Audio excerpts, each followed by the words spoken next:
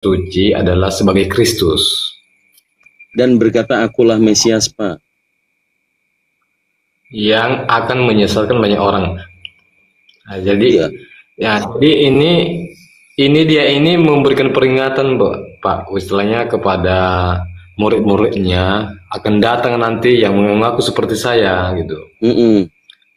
Jadi jangan Iya. percaya itu, percayalah kepada lihatlah orang itu dari buahnya, dari perilakunya. Jadi mencurut disitulah firman Tuhan ini. Ya. Gimana itu tulisannya, Pak? Gini. Karena begitu banyak nanti orang bisa menyembuhkan dalam namaku, bisa istilahnya bisa dia itu yang tuli bisa disembuhkan, bisa menghidupkan orang mati, tapi percayalah, kamu lihat perbuatannya, dari ucapannya, dari kebenaran apa yang dia lakukan, disitulah bisa murid Yesus itu menilai, Pak. Jangan kemana-mana dulu. Ya boleh. Jadi Pak, menurut Yesus yang Mesias asli mengatakan, sebab akan datang banyak orang menggunakan namaku dan berkata, akulah Mesias yang diurapi. Anda tadi sepakat bahwa orang Kristen juga adalah Mesias, betul? Iya, maksudnya gini, maksudnya pendapat saya itu bahwa Kristen adalah Mesias, bahwa maksudnya di agama Kristen itulah adanya yang namanya juru selamat, Pak. Jaminan untuk kehidupan. Kita berbicara tentang Mesias adalah yang diurapi, Pak. Kristus yang diurapi, Pak. Yesus Kristus yang asli mengatakan, waspadalah, jangan ada yang menyesatkan kamu. Sebab orang banyak akan datang memakai namaku dan berkata, akulah Mesias. Ini ada Mesias asli, yaitu Yesus, yang memperingatkan kepada Mesias palsu. Ya, menurut Bapak ini ada dua berarti Mesiasnya. Ya, yang dikatakan oleh Yesus untuk waspada itu Mesias yang palsu, kan? Ya, tapi Mesias palsu itu kan baru datang, Pak. Akan ada katanya, akan ada orang yang menyesalkan kalian. Berhati-hati kan banyak. Ketahui bahwa di buahnya, di perilakunya lah kalian mengenalnya. Pak Edu tadi mengatakan adalah Mesias juga, betul? Maksudnya Mesias gimana maksudnya? Tadi Anda mengatakan Anda Mesias. Kristen itu juga Mesias. Karena saya itu enggak, Pak. Gini, Pak. Kan saya jelaskan tadi bahwa saya mengatakan bahwa Kristen itu adalah Mesias. Kami itu percayakan bahwa Mesias itu adalah juru selamat. Oke, Kristen ini jemaat-jemaat yang mengatakan pengikut Kristus, yang adalah Mesias, betul? Ya. Jemaatnya ini yang merasa menjadi Mesias, betul? Bukan. Oh, bukan. Oke, Pak, silakan dibaca 1 Yohanes pasal 2 nomor 20. Oke, Pak. 1 Yohanes pasal 2 nomor 20. Bentar, Pak ya. 1 Yohanes pasal 2 nomor 20.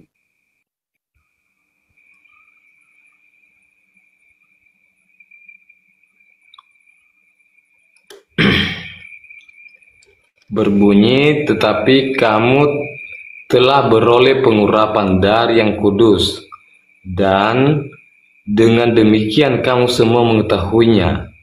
Iya. Jadi orang Kristen semuanya diurapi, kan, Pak? Bentar, Pak ya. Soalnya kalau membaca Alkitab itu jangan sepotong dia, Pak. Dia punya udah dibaca mulai dari awal. Silakan mau dibaca. Apa saya yang baca? Lama soalan generasi.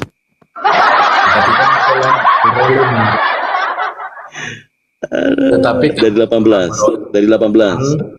Dari Bang. 18, Pak ya? Dari 18. Bentar, Pak ya.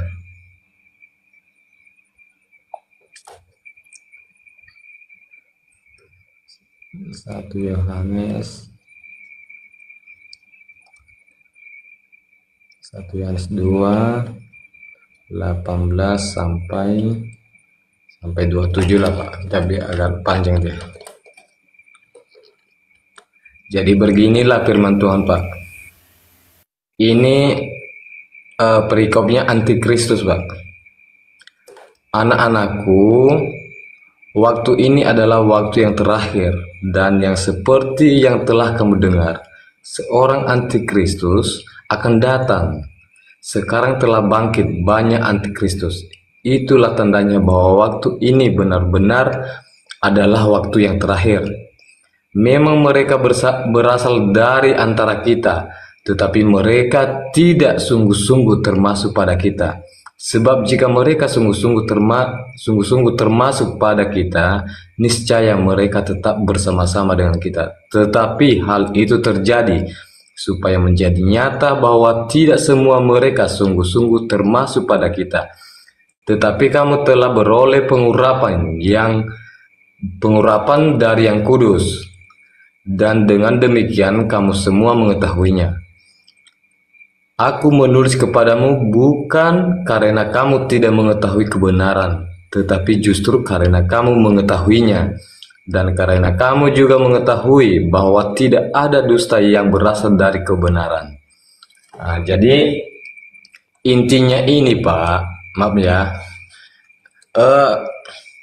Kalau menurut Bapak dulu, dari yang saya baca tadi itu sebenarnya, kalau menurut maksudnya pendapat Bapak dulu tentang isi ini seperti apa?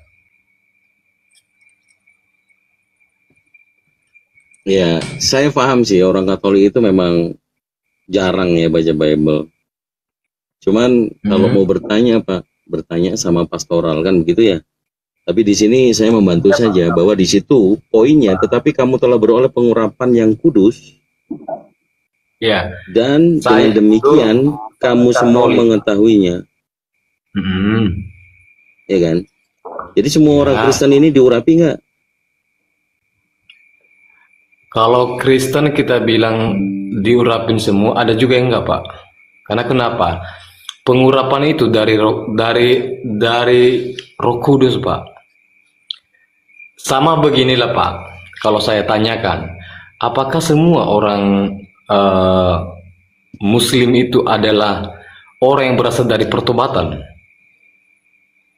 Nggak usah kemana-mana Pak. Muslim nggak ada dari pertobatan Pak. Muslim itu dari berakal dulu baru beriman, berikrar asyhadu an la ilaha illallah.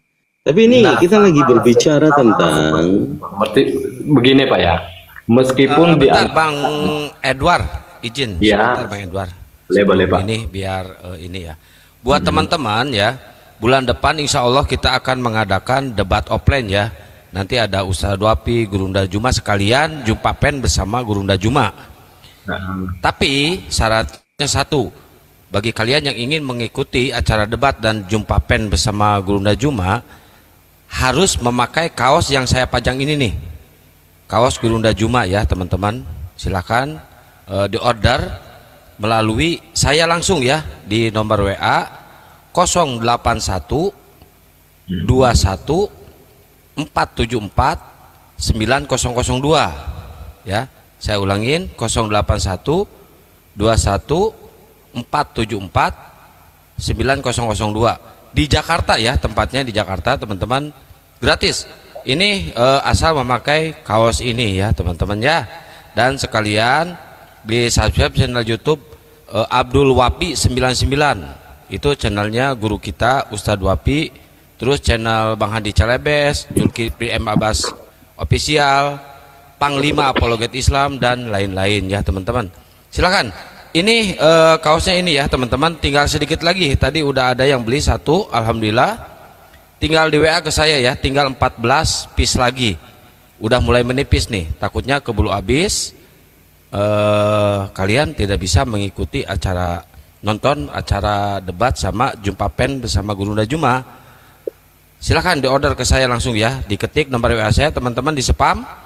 Silahkan di spam nomor WA saya dan order langsung ke saya. Tinggal 14 piece lagi, dikit lagi teman-teman. Ayo digas ya, takut gak kebagian nanti kalian. Tuh nomor saya udah di spam di bawah tuh. Silahkan dilanjutkan Dito.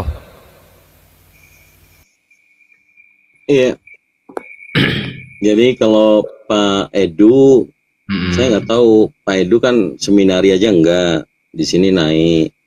Ini mau menguji iman atau mendiskusikan sesuatu yang Pak Edu sendiri di dalam magisterium, ya, tidak boleh mengajarkan Bible kepada orang lain tanpa ada seminari. Tapi kita di sini tidak membatasi.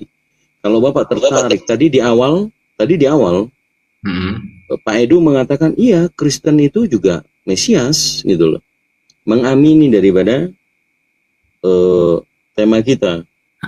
Namun Pak, dari dalil yang tadi 1 Yohanes pasal 2 nomor 20 jelas-jelas adalah semuanya itu diurapi. Betul? Ya, betul, Pak. Nah, ini yang menjadikan kalau suatu pertanyaan, kalau Yesus Kristus yang asli yang tadi mengatakan waspadalah, akan datang banyak penyesatan, akan ada yang menyesatkan kamu. Sebab mereka akan datang banyak orang memakai namaku dan berkata, akulah Kristus, akulah Mesias. Apakah yang diurapi semuanya itu adalah Mesias palsu? Kalau Mesias palsu nggak ada sih, Pak, ya.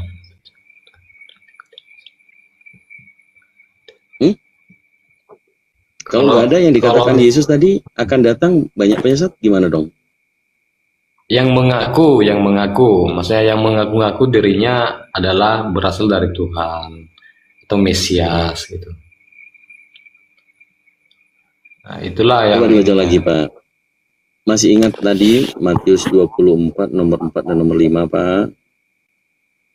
Itu perkataan Yesus tentang peringatan kepada muridnya yang bertanya di Bukit Zaitun secara pribadi, secara sendiri-sendiri dengan murid-murid, bahwa ternyata jawaban Yesus justru adalah kewaspadaan, peringatan.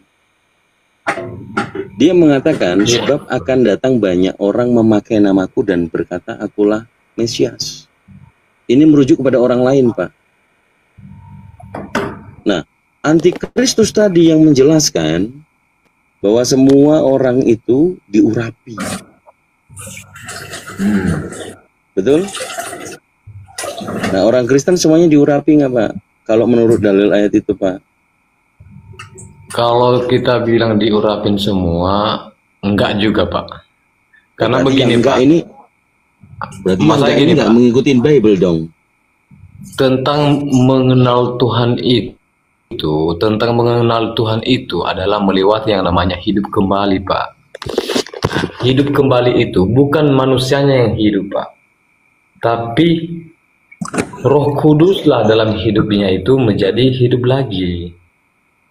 Nah, sama seperti ini, Pak, ya. Bentar ya. Bapak jangan maksain, Pak, kalau nggak tanya dulu ke magisterium, Pak. Bahaya, Pak.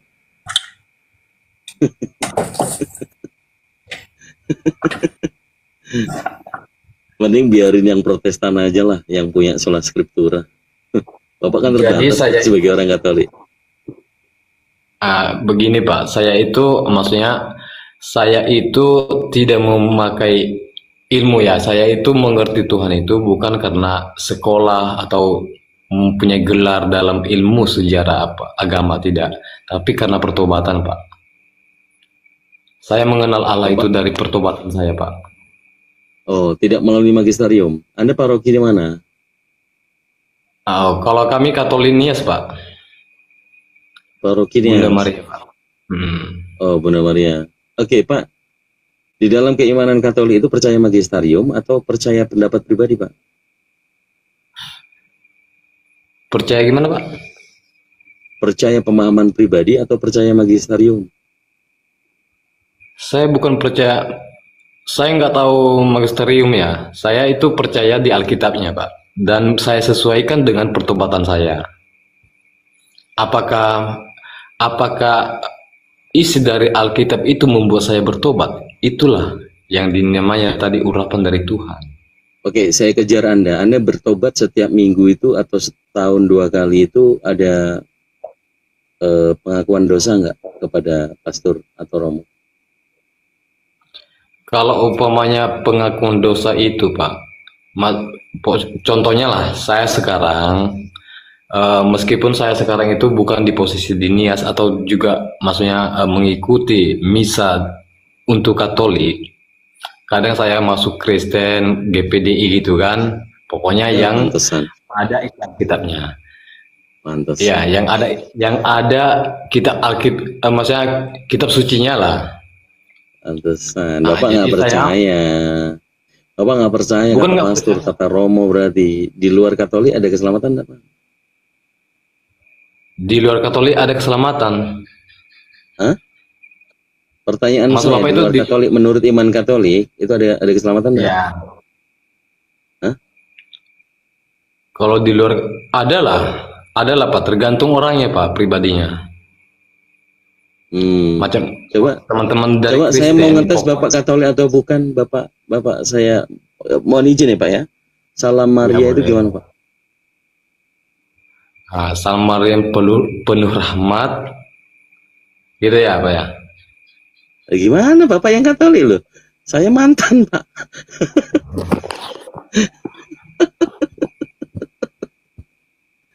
Aduh, browsing dulu Pak. Bapak itu udah terlalu jauh. Bapak masuk gereja Protestan. Bapak kalau Katolik, hubungin lagi parokinya. Bapak kalau ada di tempat wilayah lain, Bapak konfirmasi ke gereja Katolik, jangan ke GPI. Gini Pak, saya ajarin Salam Maria Pak. Saya kan Islam, tapi saya ajarin Bapak Salam Maria ya Pak ya. Salam Maria, Maria penuh rahmat, Tuhan sertamu. Terpujilah engkau di antara wanita dan terpujilah buah tubuhmu, Yesus. Santa Maria, Bunda Anak, doakanlah kami yang berdosa ini sekarang dan pada saat kematian kami. Amin. Nah itu Pak, saya ajarin ya Pak. Nah, dari sinilah Pak yang dibilang Tuhan itu berjaga-jagalah, berhati-hatilah. Ada yang seakan-akan mereka beriman, tapi dari perbuatan mereka itu tidak terwujudkan seorang beriman, Pak. Ketiduran gua di bangunan nih. Lanjut masuk mandi. Nah, disitulah Tuhan itu. Ini udah keluar tema soalnya, udah keluar. Iya. Bapak ini Katolik nggak ngerti Bible-nya. Nah, jadi bagaimanalah orang buta itu menunjukkan jalan kepada orang buta, Pak? Pasti masuk ke jurang. Jadi bagaimana Bapak saya meyakinkan saya mengasih jalan yang benar, sementara dari perbuatan seseorang itu kita mengenal bahwa tidak benar. Bagaimana kita mengikuti nih Pak? Caranya Pak, jangan injek tai kebo kalau jalan. Satu. Kedua nih Pak nih, jangan juga makan tai kebo. Gitu. Yang paling gampang Pak, jangan nyembah kebo. Nah itu loh Pak, itu kira-kira caranya Pak. Enggak. Kalau nyembah kebo enggak lah Pak. Kita masih waras orangnya Pak. Terus abang nyembah siapa? Nyembah Tuhan Pak. Nama Tuhan itu siapa? Kalau waktu dia nama Allah Pak, Allah cuma satu Pak. Nah itu sembahannya umat Islam itu. Wih, Allah juga. Iya emang ada Allah apa Coba gitu dari mana? Coba sebutkan Pak. Ya Allah. Gimana Pak? Allah. Beda kalau dibilang Allah ya Pak ya. Beda Pak, cuman mempelesetkan aja itu Pak. Izin Pak Andi masuk konfirmasi dulu. Tadi waktu dibacakan sama host, ya, dibacakan sama host tentang Salam Maria, itu di situ ada Bunda Allah bukan? Berapa Allahnya jadinya? Bapak jangan ngadi-ngadi bilang satu. Ada Bapak Allah, ada Bunda Allah, ada anak Allah. Gimana sih Bapak ini bilang satu macam apa? Lanjut, Bang Andi. Assalamualaikum, Gus Bavi. Waalaikumsalam. Waalaikumsalam warahmatullahi wabarakatuh. Bang Zuma masih ada kah ini? Masih itu. Assalamualaikum Ustaz Wafi. Waalaikumsalam. Waduh. Satu penghargaan sekali nih guru-guru semua kumpul di sini. Iya, baru selesai kegiatan. Siap. Ini Lanjut Ustadz Ustaz. Wapi asli ini. Asli dong, pengikutnya 190.000 ini. Kacamatanya beda ya. Waduh. Tadi Bang Zuma yang dipalsukan, Gurunda. Ini Pak Edu edukasi aja nih Pak Edu nih. Saya buka lagi kelas belajar nih. Iya, boleh Pak, boleh Pak. Pak Edu sebenarnya ini Anda ini masih menyadari nggak sih kalau Pak Edu menyadari dirinya Anda ini manusia? Sangat menyadari Pak. Alhamdulillah menyadari. Manusia itu kan diberi akal ya Pak ya. Beda sama nyemot ya Pak. Benar Pak, benar Pak. Ya. Kira-kira menurut Pak Edu ini sekarang ini jam berapa Pak Edu? Jam 12:30 Pak. Pinter. Kita mulai kelas belajar ya Pak. Boleh Pak, boleh Pak. Ya. Saya serahin dulu ke guru kok dulu nih. Gus, membuka kelas belajar dulu Gus. Lanjut Bang Andi, lanjut. Ntar ini Ismi ini Muslim apa Kristen Ismi? Ismi.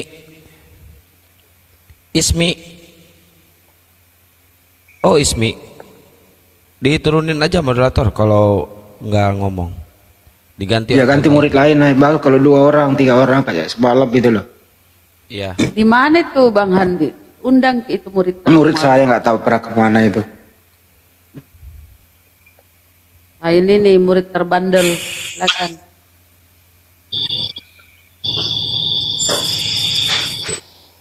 Pak Edu kalau di KTP agamanya apa Pak Edu? Kalau tertulis di KTP? Agama Katolik Pak. Katolik ya. Tapi saya yang dites tadi kok nggak tahu itu loh. Maaf Pak, karena memang udah biasa kami pakai bahasa daerah Nias Pak. Jadi biasanya kalau di Nias dulu di daerah Nias itu kami pakai bahasa daerah Pak. Kalau bahasa daerah tadi saya sebutkan mungkin Bapak nggak ngerti juga kan? Iya. Minta maaf ya Pak ya. Nggak apa-apa juga, nggak usah Pak.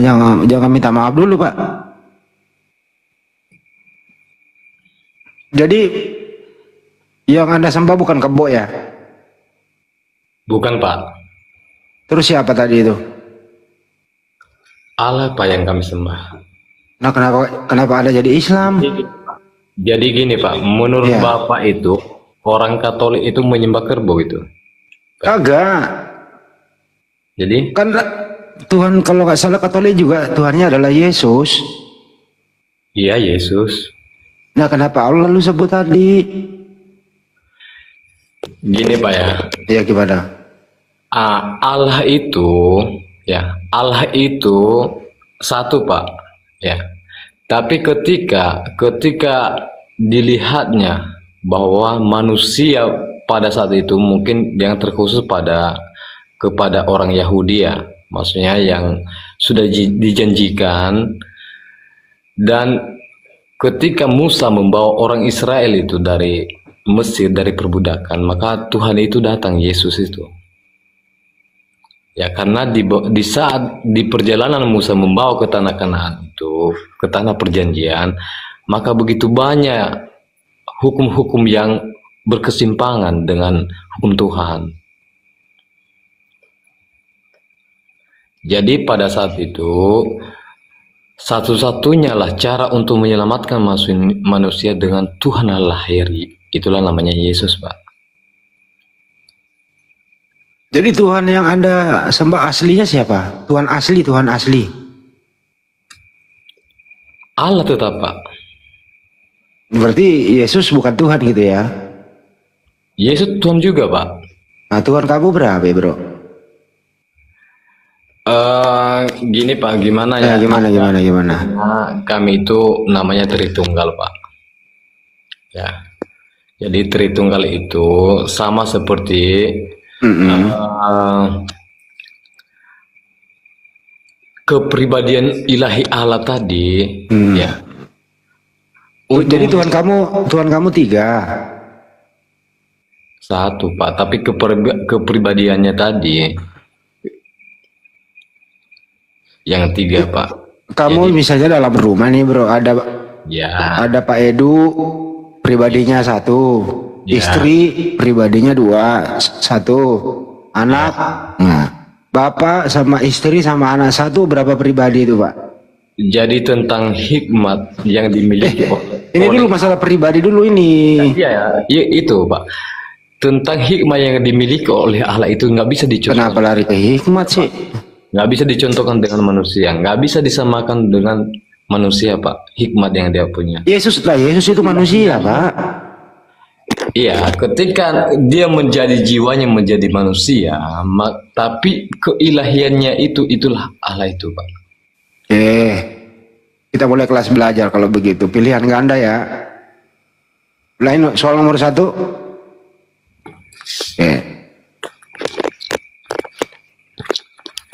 Pilihlah A atau B atau C di bawah ini. Pertanyaan pertama. Dengarkan baik-baik.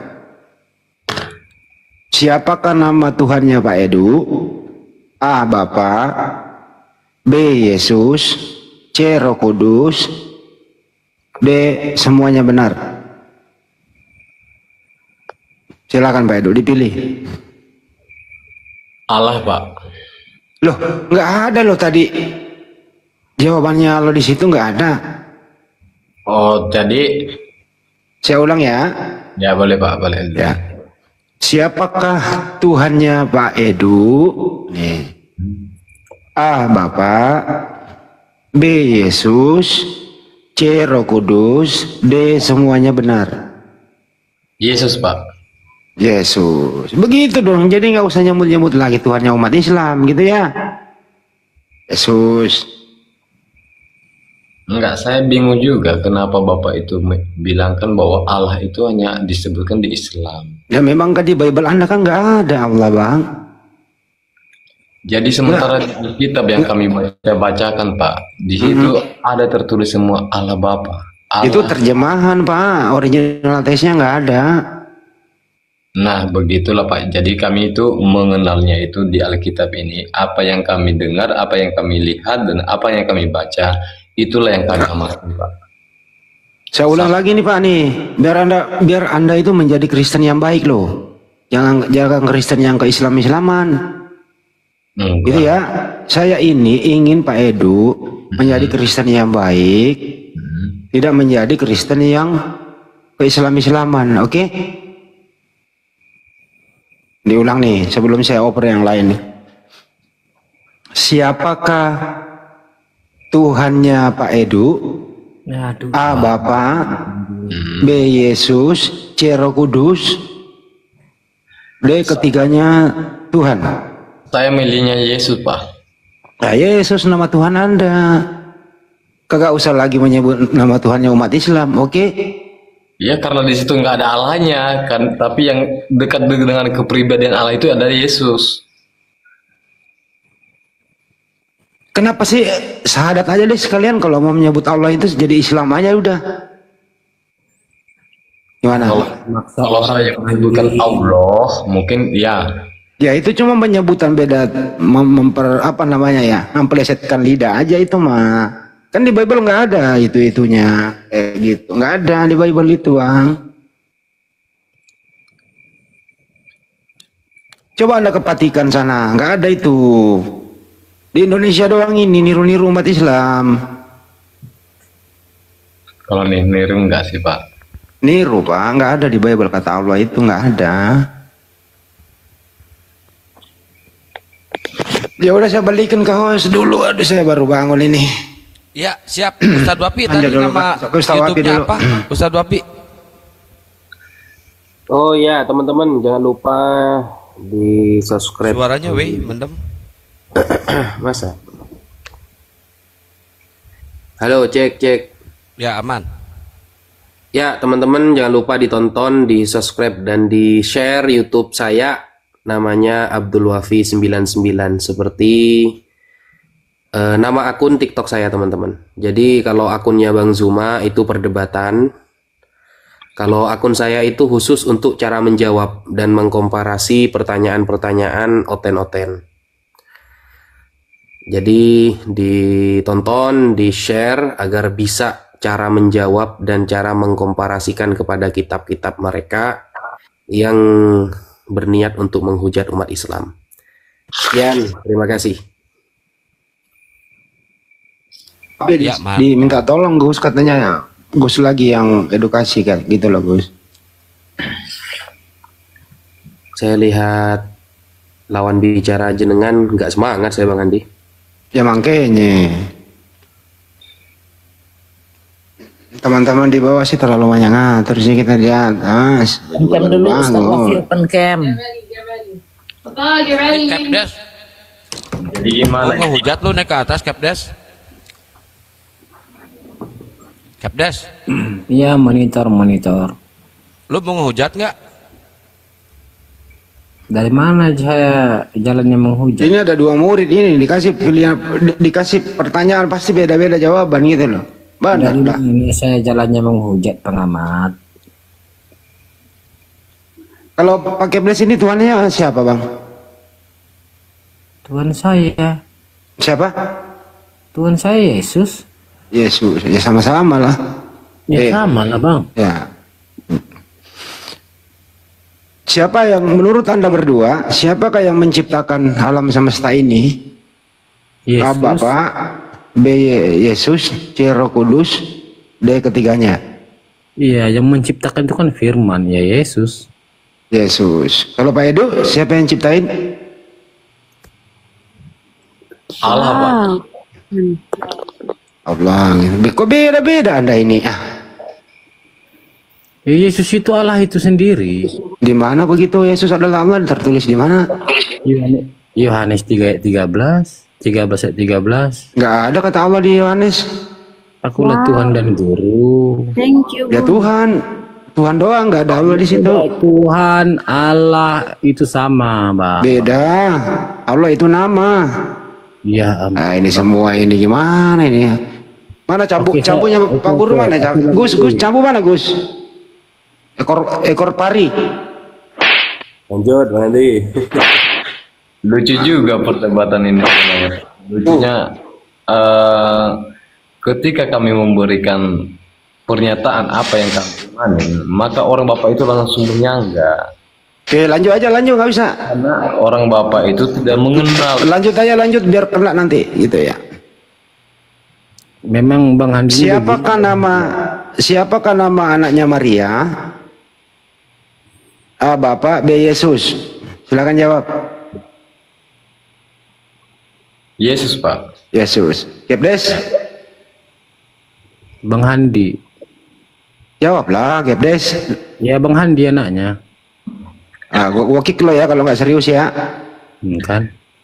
Siapa nama anak Maria? Kepdes. Yesus. Aduh, Bang Handi.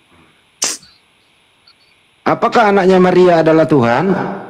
A Tuhan, B bukan Tuhan. Tuhan, Pak. Tuhan. Kepdes. Tuhan. Macam SD. Ya. Siapa nama Tuhannya Bunda Maria? A Bapak, B Yesus. Macam SD. Dijawab dong, Edu.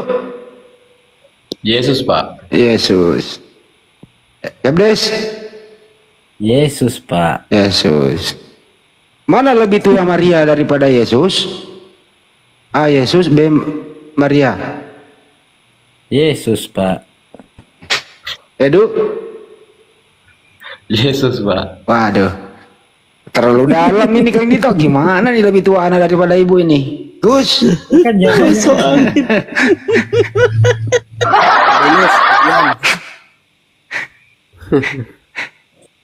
Ini terlalu dalam. Apalagi Pak Guru.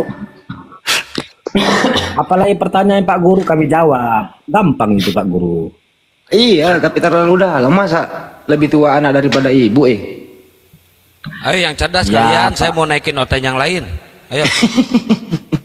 Karena Yesus itu sama dengan Allah, Pak. Iya. Di Allah itu udah lebih dulu sudah ada.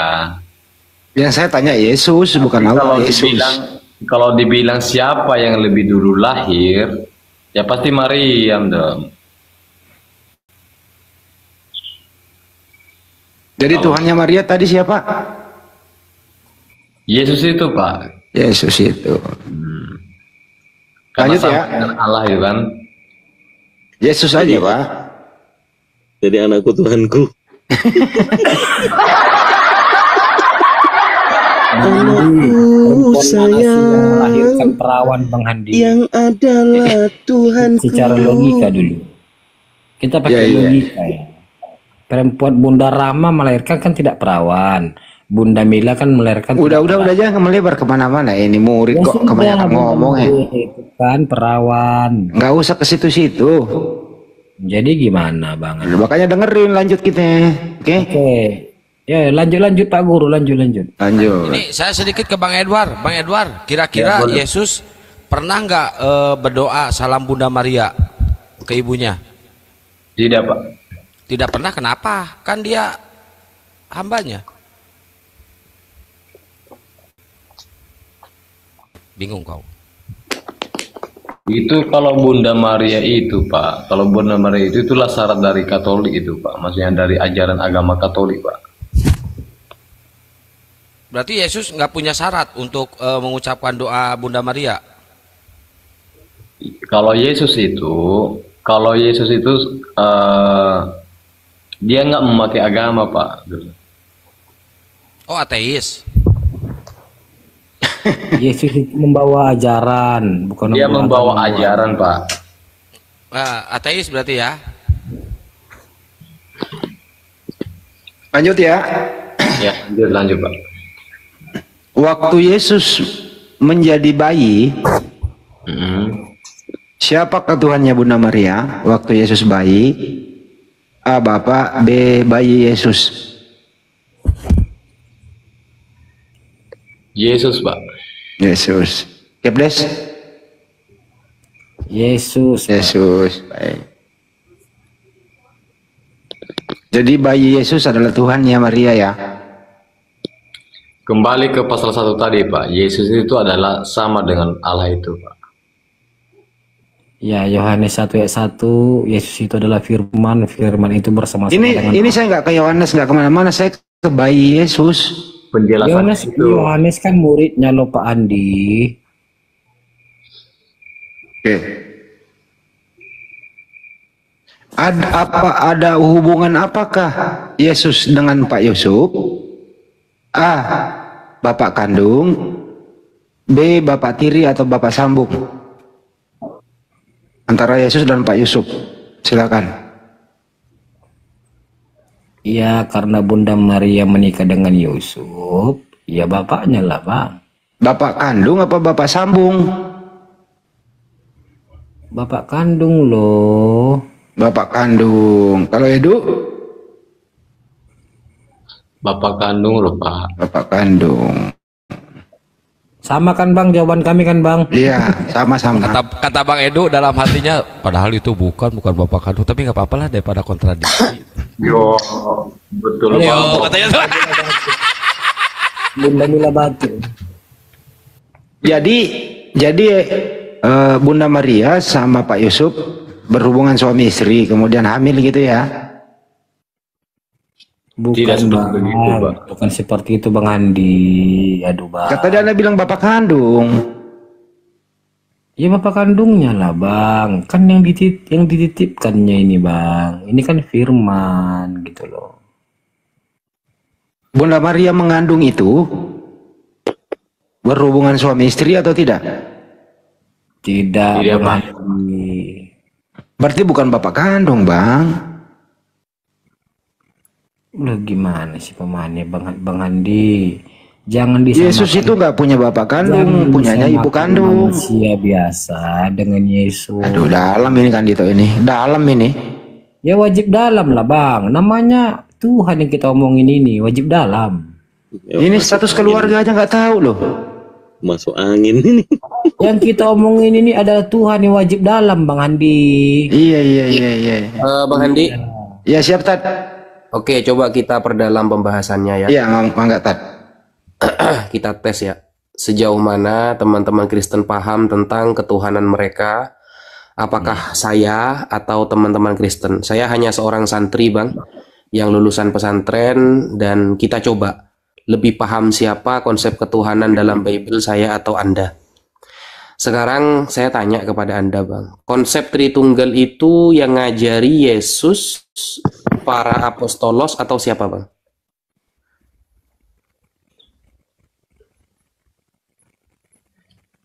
Halo? Oh, sepi? Halo. Yang ngajari Tritunggal itu para apostolos, Yesus, atau siapa, Bang? Itu kalau di ini Pak, bukan Yesusnya Pak. Siapa, Bang?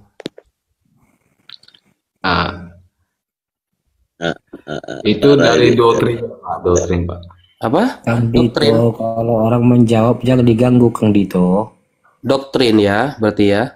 Ya, doktrin yang menyatakan bahwa Allah adalah satu Tuhan yang eksis dalam 3 pribadi, Bapa, Putra, atau Yesus Kristus dan Roh Kudus, Pak.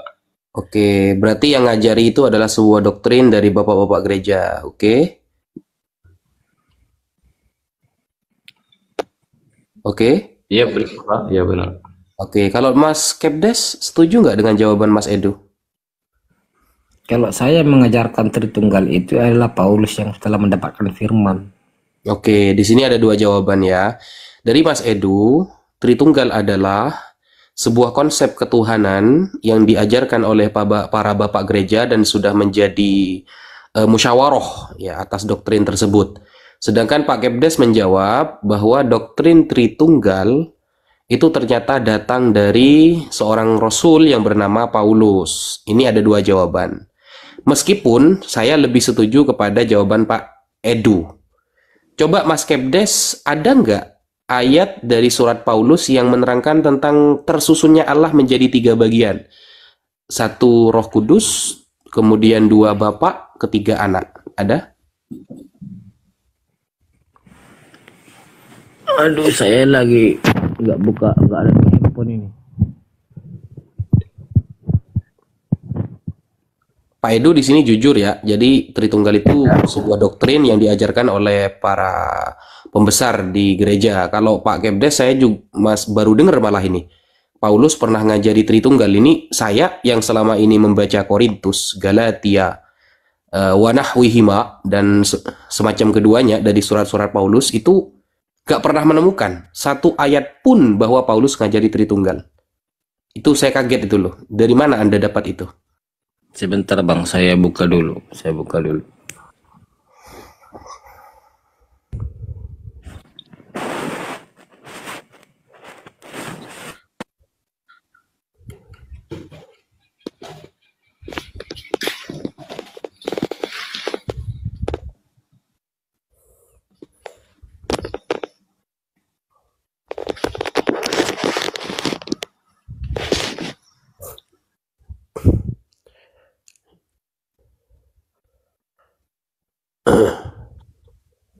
Ya, kita tunggu dulu. Ya, kita tunggu sambil dia buka. Lop orenya diterbang-terbangin guys, biar kuat komalnya ya. Lop orenya diterbang-terbangin guys. Iya teman-teman, saya lagi flu, makanya suaranya agak deng-deng ini. Dan jangan lupa ya, di subscribe dan di share YouTube saya Abdul Wafi 99 teman-teman. Itu video-videonya cara menjawab dan mengkomparasikan pertanyaan-pertanyaan. Bisa dibuat hafalan. Dalilnya saya tampilkan di layar. Keren. Bun, kita jadi muridnya dulu daftar Bun sebelum penuh. Apa Bun? Kalau udah penuh kita nggak bisa ikutan lagi Bun. Ini Ustadz ini makin kesohor makin kesini. Luar biasa, Masya Allah. Gurunda Zuma, Ustadz Wafi. Aduh, ini malah macet Mas Kepdes ini. Bang Abdul, 2 Korintus 13 ayat 14 silakan dibuka. Oke, buka ya. Oke. 2 Korintus 13 ayat 14. 13 ayat 14. Kita baca. Kasih karunia Tuhan Yesus Kristus dan kasih Allah dan persekutuan Roh Kudus menyertai kamu sekalian. Loh, Ini justru membedakan antara eksistensi Yesus dengan eksistensi Allah loh. Ini bukan membahas ketuhanan, ini kasih, karunia. Gimana sih? Ini saya terangkan sedikit ya Pak Kepdes ya. Jadi membaca ayat itu memang harus tahu latar belakangnya. Tidak bisa kita kemudian membaca sebuah ayat dalam Korintus misalnya, Anda tidak membaca latar belakang tentang ayat tersebut, ini bisa ngawur. Kan dikatakan persekutuan Roh Kudus loh Bang. Abang nggak Itu ngerti. tidak sedang menceritakan ketuhanan ketiganya Bang. Itu sedang menceritakan kasih karunia. Kudus. Coba gini aja. Ayat itu ditulis oleh Paulus tentang apa? Mengenai apa? Coba saya tanya.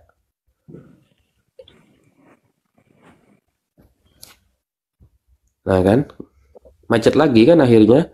Harus tahu latar belakangnya Mas. Jadi membaca sebuah teks tanpa tahu latar belakang teks itu tertulis, Anda akan blunder sendiri nanti.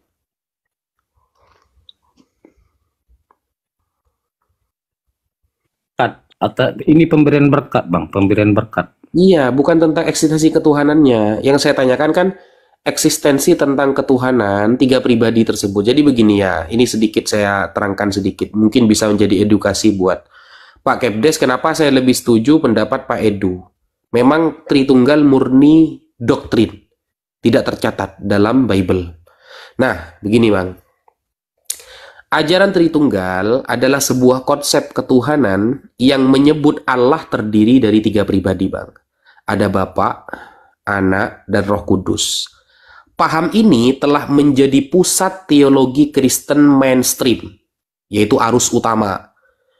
Tetapi, kalau kita perhatikan, jika diteliti secara sejarah, konsep ini tidak berasal dari pengajaran Yesus ataupun para rasul, para apostolos. Nggak ada, Bang. Para apostolos mengajari Tritunggal itu tidak pernah tercatat. Melainkan hasil konstruksi filosofis dan dogmatis dalam sejarah gereja. Itu sejarahnya panjang nanti itu. Dalam hal ini ya, yang perlu Abang ketahui ya, yaitu menelusuri asal-usul ajaran Tritunggal, mengevaluasi ajaran para bapak gereja, dan mengungkap jejak kesamaan antara Tritunggal dengan konsep ketuhanan dalam kepercayaan pagan yang bertentangan dengan ajaran Yesus yang monoistik. Jadi Yesus itu pahamnya adalah monoteistik, sama seperti para apostolos, para rasul.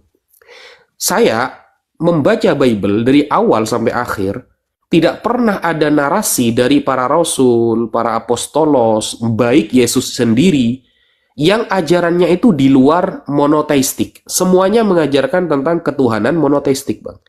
Misal, kalau kita mau ambil perjanjian lama misalnya ya. Dalam perjanjian lama, tidak bisa dipungkiri lagi, Bang, bahwa ayat-ayat yang tertulis dalam Bible justru secara terang-terangan menjelaskan konsep ketuhanan yang monoteisme. Allah sudah memperkenalkan dirinya sebagai Esa, tanpa ada tambahan pribadi lain dalam dirinya. Ini ditegaskan dengan jelas melalui ayat-ayat seperti dalam Kejadian 1 nomor 1. Pada mulanya Allah menciptakan langit dan bumi. Tidak pernah ada kemudian dari diri Allah itu akan tersusun yang namanya ada Anak ataupun Roh Kudus. Tidak ada seperti itu.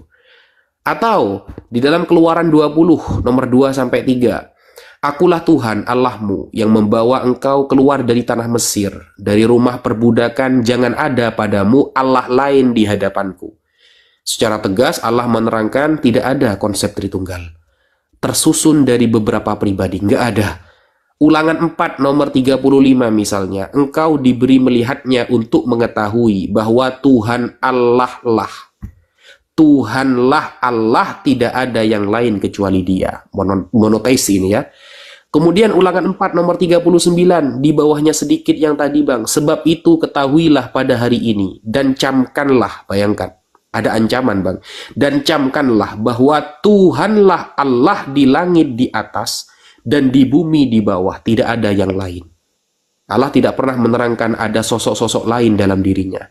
Atau ulangan 6 nomor 4 yang secara tegas mengatakan, dengarlah wahai orang Israel, Tuhan itu Allah kita, Tuhan itu Esa.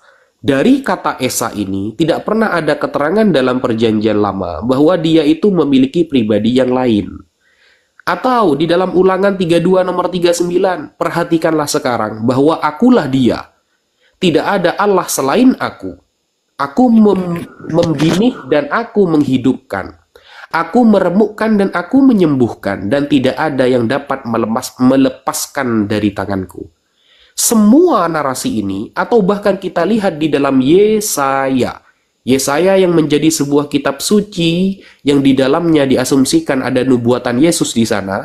Apakah kemudian Yesaya pernah menerangkan Tritunggal? Oh tidak, saudara. Ternyata secara tegas Yesaya 37 nomor 16 mengatakan, Tuhan semesta alam, Allah Israel yang bertengger di atas kerup-kerup, engkau sendirilah Allah, satu-satunya di atas segala kerajaan bumi.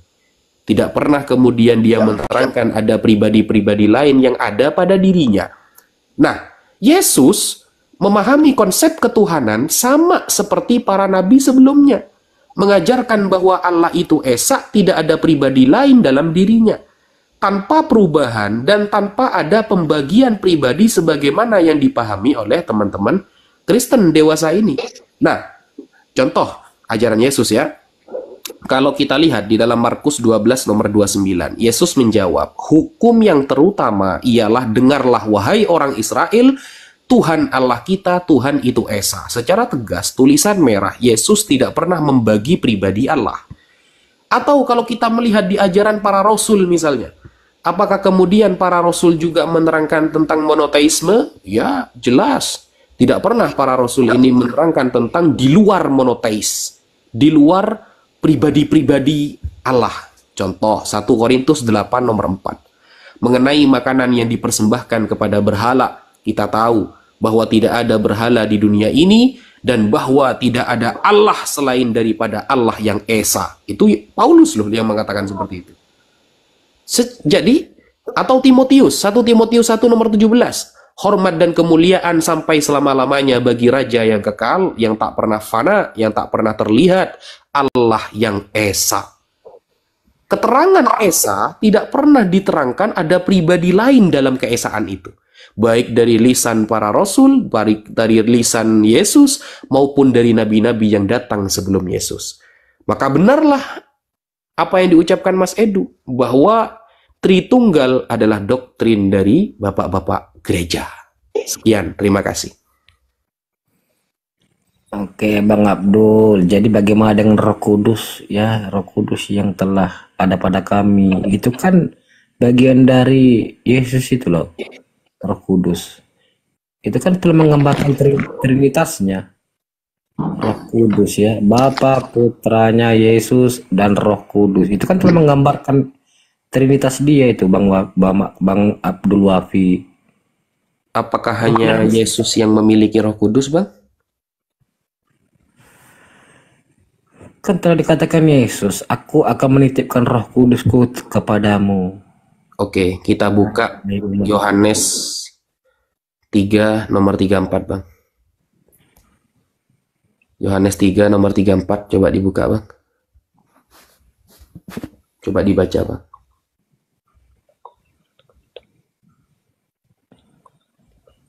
Yohanes berapa, Bang? 3 nomor 34.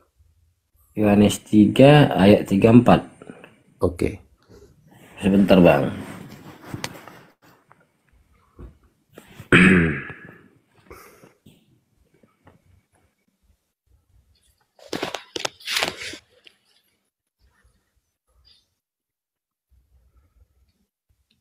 Oke, saya bacakan ya, biar tidak lama ya. Sebab siapa yang diutus Allah, dialah yang menyampaikan firman Allah, karena Allah mengaruniakan rohnya, Roh Kudus nih, rohnya dengan tidak terbatas. Maka siapa yang menjadi utusan Allah, maka Allah akan mengirimkan Roh Kudus kepadanya. Karena tugas utusan adalah menyampaikan firman. Bukan firman itu sendiri, bukan firman yang hidup, bukan. Tapi tugas orang yang diutus Allah seperti Musa misalnya, maka tugasnya adalah menyampaikan firman Allah, maka wajar Allah akan mengaruniakan Roh Kudus kepada dia untuk membantu misinya menyebarkan tema-tema agamis tentang monoteis dan hal-hal yang berkaitan dengan ketauhidan, keesaan Allah. Musa, Abraham, Yesaya, dan seluruh orang-orang yang diutus sebelum Yesus, maka juga mendapatkan Roh Kudus, Bang. Jangan heran kemudian Anda mengatakan dalam diri Yesus ada Roh Kudus.